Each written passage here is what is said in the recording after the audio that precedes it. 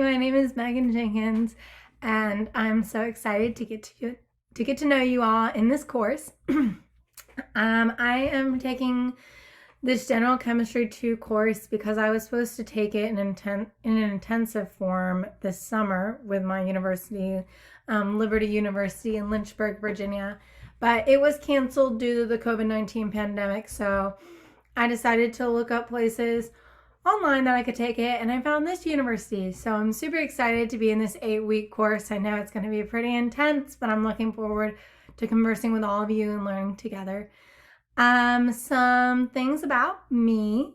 I just got married in January, so right before the whole coronavirus started. I was so grateful to get my wedding in.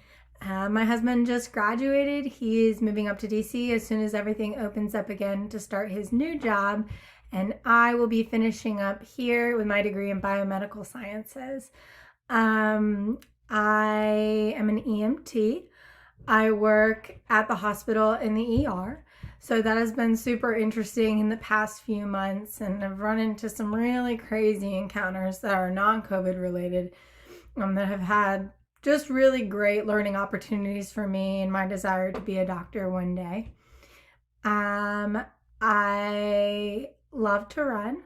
I'm currently training for the Boston Marathon that was moved from April to September. I qualified a year and a half ago in the Richmond Marathon. And so I finally am going to get to go, assuming that they're still going to be holding it. Really excited about that. Goodness, what else can I say about me and where I live? Well, it's sunny outside today, so we're loving that. I really love chocolate. It's probably my favorite food. I just made a chocolate smoothie, so that was pretty wonderful. I have a dog. His name is Levi. He's a golden retriever, and he's currently not here, or I would adjust the camera for you to see him. He's super cute. I'm sorry I don't have any pictures with me to show you my life, but just take my word for it.